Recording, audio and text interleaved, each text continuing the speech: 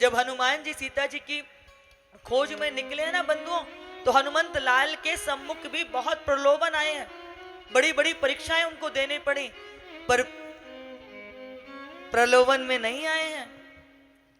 और बंधुओं, जब हनुमान जी लंका की ओर जा रहे हैं ना, लंका क्या है? लंका सोने की है। और जब जामवंत जी ने उनकी सुप्त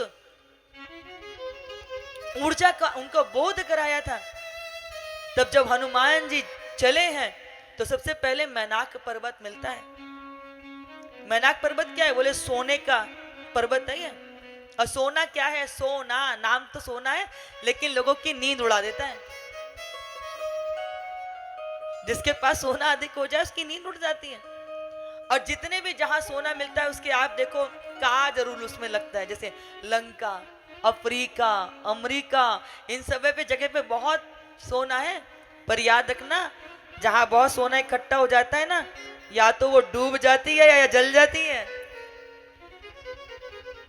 तो यहाँ मैनाक पर्वत जब निकला तो उसने हनुमान जी से कहा कि आप थक गए होंगे, थोड़ा आकर के विश्राम कर लीजिए। परंतु राम काज कीने बिना मोही कहा विश्राम। जब तक राम को प्राप्त ना कर लूं, अपनी मंजिल को प्राप्त ना कर लूं, तब तक विश्राम कैसे हो सकता है? प्रभु जाकर के मैनाक पर्वत पे थोड़ा सा चरण डालते हैं और उसके बाद में हनुमंत लाल फिर आगे बढ़ जाते हैं। यानी कि हनुमंत लाल यहाँ पर अपने त्याग का अभिमान नहीं कर रहे, सामने वाले के आतिथ्य को स्वीकार किया, परंतु मालूम है कि विश्राम करने का समय नहीं है, मुझे तो आगे जाना है, आगे बढ़ना है।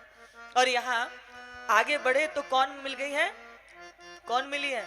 सुरसा। सुरसा कौन है? बोले सुरसा वासना है। आप वासना का जितना स्मरण करते हो, यानी कि चिंतन करते हो, ये इतनी बढ़ती है। तो सुरसा ने जैसे ही देखा कि आज मेरे ऊपर से कोई उड़ के जा रहा है, तो सुरसा ने क्या किया? भगवान को रोक लिया है, पकड़ लिया है। आज सुरिन मोहे दिया आहारा, आज देवताओं ने मुझे आहार दे दिया है, भूखी हूं मैं। आज ये बानर रूपी जो मुझे मिला, इसको आहार के रूप में खा करके आज अपनी क्षुधा की निवृत्ति करूंगी। हनुमान जी ने हाथ जोड़ लिए, माँ अभी मैं प्रभु के कार्य के लिए जा रहा हूँ, सीता माँ की खोज में जा रहा हूँ, एक बार मैं खोज करके आ जाऊं, फिर मैं आपके पास खुद ही आ जाऊंगा, आप मेरा भक्षण कर लीजिएगा। राक्षी कहती है कि अच्छा तू मुझे बेवकूफ समझता है, एक बार तुझे छोड़ दूंगा तो तू लौट करके आएगा कोई, इसलिए आज मैं तुझे जाने नहीं दूंगी। और सुरसा ने अपने मुंह को खोला, यानी कि जैसे सुरसा ने हनुमान जी को मुख में खाने के लिए अपने अपने मुख के आकार को बढ़ाया है, तो भगवान ने इससे दुगना कर लिया। यानी कि सुरसा यदि 4 गुनी होती है तो हनुमान जी 8 गुने बड़े बन जाते हैं, ये 8 गुनी होती है तो हनुमान जी 16 गुने बढ़ जाते हैं, ये 16 गुने बढ़ती है तो हनुमान जी 32 गुना बढ़ जाते हैं। ऐसे करके इनमें आपस में प्रतिस्पर्धा हो गई। हनुमान जी को लगा कि मैं कहाँ चक्कर में पड़ गया, मुझे तो राम के काम के लिए जाना है। और ये सुरसा कहती है कि मैं तुझे खाऊंगी। तो हमारे हनुमंत लाल में वो सामर्थ्य है कि वो भूधराकार शरीर भी धारण कर लेते हैं और मसक समान छोटे भी बन जाते हैं। छोटा सा मसक जैसा रूप धारण करके ये सुरसा के मुख में गए और घूम करके बाहर निकल के आ गए। माँ तेरी ये इच्छा थी ना, मैंने पूरी कर दी। ज्ञानी नाम अग्रगण्यम अतुलित बल धामम, ये अतुल बल के धाम है और ज्ञानियों में अग्रगण्यम है।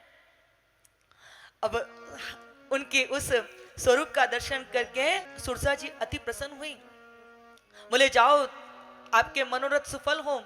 क्योंकि बंधुओं ये जो वासना है ना, वासना से आप जितना लड़ोगे ये और प्रबल होती है, इसलिए वासना का चिंतन नहीं करने से भिड़ना नहीं है, बल्कि से तो हाथ जोड़ करके निकल जाने में ही भलाई होती है।